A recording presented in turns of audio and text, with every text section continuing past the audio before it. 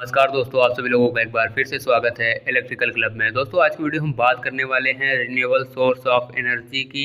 इसमें आप लोग के 10 मोस्ट इंपॉर्टेंट क्वेश्चन आप लोग के लिए लेकर आया हूँ। ये वीडियो बहुत ही जल्दी बना है क्योंकि आप लोग का एग्ज़ाम जो है कल होने वाला है, इसलिए मुझे पता नहीं था, मैंने स्किप नहीं देखी थी और पता चला कि कल है तो मैंने अभी फटाफट आप लोग के लिए वीडियो बनाया हुआ है। ये सारे ही इंपॉर्टेंट क्वेश्चन हैं तो आप लोग बिल्कुल इनको रट कर जाइएगा। आपने जितनी भी तैयारी किया है अच्छी बात है, लेकिन ये वीडियो को जरूर पूरी लास्ट तक देखिएगा। आप लोग को सारा कुछ समझा भी देंगे, किस प्रकार से लिखना है और कौन क्वेश्चन घुमा के आता है, सारा आप लोग को बता देंगे। तो वीडियो में दोस्तों लास्ट तक जरूर बने रहिएगा। तो वीडियो को स्टार्ट कर लेते हैं बिना किसी देरी के, क्योंकि आप लोग का कल एग्जाम लगा हुआ है। फटाफट देख लीजिए, नवीकरणीय ऊर्जा स्रोत व गैर नवीकरणीय ऊर्जा स्रोत में अंतर। यहाँ पर कुछ बच्चे इंग्लिश वाले भी हैं तो उनको बता दें कि यहाँ पर जो फटाफट PDF बनानी पड़ी तो इंग्लिश में नहीं बन पा रही, इस टाइम फटाफट हिंदी में ही बन जा रही है, तो उनके लिए थोड़ी तकलीफ हो सकती है। लेकिन आप लोग जो है कि क्वेश्चन को समझ लीजिएगा, मैं अच्छे से समझा दे रहा हूँ। यहाँ पर क्वेश्चन पूछा गया है नवीकरणीय ऊर्जा स्रोत व गैर नवीकरणीय, यानी कि रिन्यूएबल व नॉन रिन्यूएबल सोर्स के बारे में, उन दोनों के डिफरेंस के बारे में। तो इस क्वेश्चन को आप लोग पहले चैप्टर में बुक के देख सकते हैं। सबसे ज़्यादा इंपॉर्टेंट क्वेश्चन है 5 नंबर में। हर बार आपको पहले ही सबसे पहला क्वेश्चन यही देखने को मिलेगा, लेकिन कई बार घुमा देता है, ऐसे पूछ लेता है परंपरागत या फिर गैर परंपरागत ऊर्जा के स्रोत में अंतर बताइए। या फिर आप लोग इंग्लिश में भी पूछ सकता है रिन्यूएबल और नॉन रिन्यूएबल।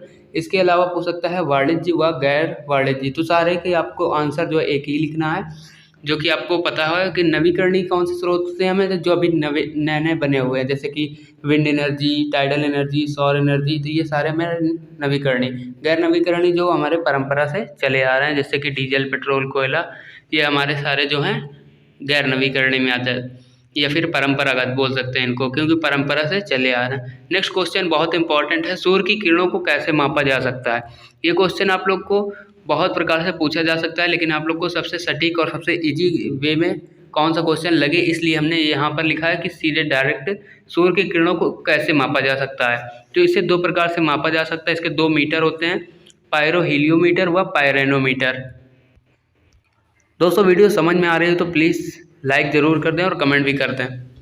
तो सूर्य की किरणों को मापने के लिए ये हम यहाँ पर 2 प्रकार के मीटर यूज करते हैं, पायरोहीलियोमीटर व पायरेनोमीटर। तो पायरेनोमीटर जो होता है हमारा दूसरे नंबर का, उसे हम हॉरिजेंटली विकिरणें जो होती हैं हमारी, उनको मापने के लिए यूज करते हैं। और जो हमारी वर्टिकली सीधी रेखाएं आती हैं सूर्य की, वो हम पायरोहीलियोमीटर से मापते हैं। तो आप लोग को डायग्राम बना के क्रियाविधि और इसके एडवांटेज और डिसएडवांटेज जरूर लिखना है सभी क्वेश्चन में, तभी आप लोग को पूरे 5 नंबर मिलेंगे। क्योंकि उसमें डिसएडवांटेज और एडवांटेज में आप यदि लिखेंगे तो उसमें जो है पेज आपके काफ़ी भर जाएंगे और क्वेश्चन एक सुटेबल लगेगा। नेक्स्ट क्वेश्चन है वायु ऊर्जा से विद्युत ऊर्जा कैसे बनाते हैं। तो विंड एनर्जी से इलेक्ट्रिकल एनर्जी आपको पता होगा किस प्रकार से कन्वर्ट करते हैं। सबसे पहले हम लोग टरबाइन लगाते हैं, पंख लगाते हैं, जब हवा चलती हैं वो घूमती हैं तो वहाँ पर हमारी मैकेनिकल एनर्जी, फिर उसके बाद हम लोग जनरेटर उसमें लगाकर कन्वर्टेड टू इलेक्ट्रिकल एनर्जी। इस प्रकार से विद्युत ऊर्जा जनरेशन करते हैं। नेक्स्ट क्वेश्चन है निम्न में से किन्हीं 3 को परिभाषित करें। सबसे ज़्यादा इंपॉर्टेंट है हमारा चौथा क्वेश्चन। इसके अलावा 2-3 क्वेश्चन और बिल्कुल 100% वो आने वाले हैं। तो ये चौथा क्वेश्चन जो है हर बार पूछा जाता है, altitude, hour angle, latitude angle, azimuth angle, decline angle. तो ये आप लोग को अब कभी कभी 5 पूछ लेता है, 3 पूछ लेता है, हर तरह से कुछ भी पूछ सकता है। यहाँ पर जिनको नहीं समझ में आया उनको बता दें कि हिंदी में दिगंश कोण पूछ सकता है, उनतांश कोण, अवतांश कोण, नत कोण और होरा कोण। इतने प्रकार के आपके एंगल होते हैं जो कि सूर्य की विकिरणों से बनते हैं। तो ये आप लोग को लिखना होगा। इसके अलावा है परंपरागत ऊर्जा के स्रोत क्यों समाप्त हो रहे हैं, इस पर व्याख्या कीजिए। जो आप लोग के परंपरागत जो हमारे परंपरा से चल रहा है, जिस प्रकार के कोयला, डीजल, पेट्रोल, ये क्यों समाप्त हो रहे हैं, इन पर आप लोग को लिखना है अच्छे से। आराम से आप लोग को बना के लिख सकते हैं, कोई भी उसमें परेशानी नहीं आनी चाहिए।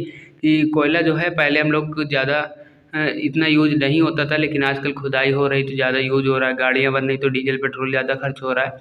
तो इस प्रकार से आप लोग लिख सकते हैं। नेक्स्ट है इसमें आप लोग का फ्यूल सेल नाम का आपका एक चैप्टर होगा, उसमें से आप लोग का ये क्वेश्चन लिया गया है कि सोलर सेल क्या है। हर बार क्वेश्चन पूछा जाता है फोटोवोल्टिक सेल्स क्या है, इसको समझाइए। तो यहाँ पर कई सारे क्वेश्चन इससे बनते हैं। तो आप लोग को सबसे पहले एक छोटी सी डेफिनेशन बता देते हैं, बिल्कुल बेसिक। सोलर सेल या फिर सौर सेल क्या है, फोटोवोल्टिक सेल क्या है।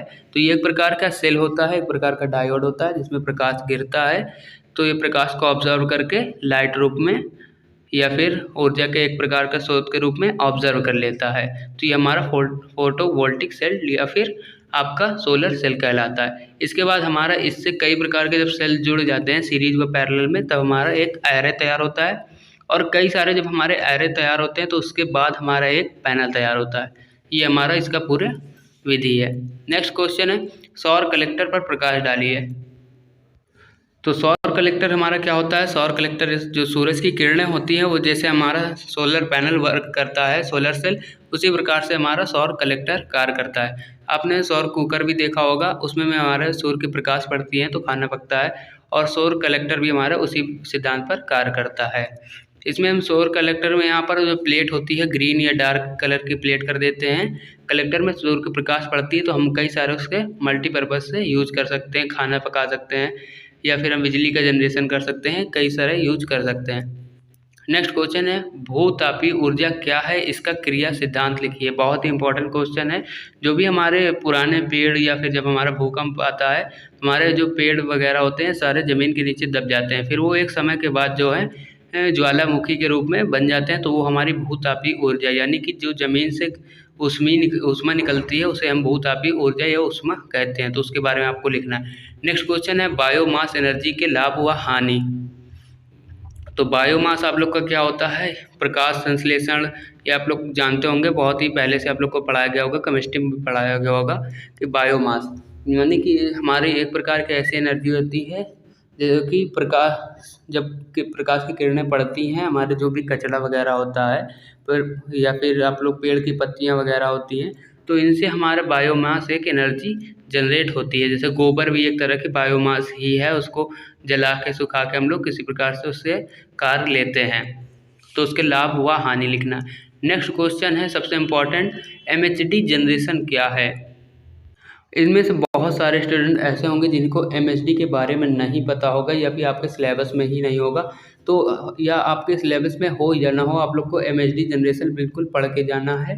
एमएचडी हर बार पूछा जाता है, इसका फुल फॉर्म मुझे शायद याद नहीं आ रहा है, शायद मैग्नेटो हाइड्रो डैम करके ऐसा आप लोग का इसका फुल फॉर्म होता है। इसमें क्या होता है कि इसमें जो मैग्नेट से जो भी एनर्जी हम लोग, क्योंकि यहाँ पर जो पूरी बुक ही है रिन्यूएबल सोर्स ऑफ एनर्जी यानी ऊर्जा के बारे में, तो इसमें हम मैग्नेट से किस प्रकार से एनर्जी उत्पन्न करते हैं, किस प्रकार का यूज करते हैं, वो उसके बारे में आप लोग को लिखना होता है। नेक्स्ट सबसे इम्पोर्टेंट क्वेश्चन है जो सूक्ष्म जल विद्युत ऊर्जा किसे कहते हैं। इसके अलावा आप लोग को इसमें होगा सूक्ष्म जल, मध्यम जल व उच्च जल। इनमें से आपका किसी भी एक क्वेश्चन पूछ सकता है या फिर इनमें पूछ सकता है कि कौन से प्रकार की टरबाइन का यूज़ करते हैं। पैल्टन व्हील टरबाइन भी कई बार पूछ लिया जाता है संक्षिप्त टिप्पणी लेकर, तो वो भी आप लोग का इम्पोर्टेंट है। तो दोस्तों वीडियो कैसी लगी हमें कमेंट करके ज़रूर बताएं। वीडियो पसंद आए तो शेयर सब्सक्राइब लाइक ज़रूर कर दें, अपने क्लासमेट के साथ शेयर करें, अपने जूनियर सीनियर जो भी हैं आप लोग के जिनकी बैक लगी उनको भी शेयर कर दें। और ऐसी वीडियो के लिए चैनल को सब्सक्राइब करके बेल आइकन को ज़रूर प्रेस कर दें ताकि नोटिफिकेशन आप तक पहुँचती रहे। सारे एग्जाम की आपको वीडियो टाइम टू टाइम मिलती रहेंगी, आप लोग परेशान मत होइएगा। ये 10 क्वेश्चन आप लोग 11 क्वेश्चन जितने बताएँ आप लोग बिल्कुल पढ़ के जाइएगा। तो मिलते हैं नेक्स्ट वीडियो में, तब तक के लिए जय हिंद।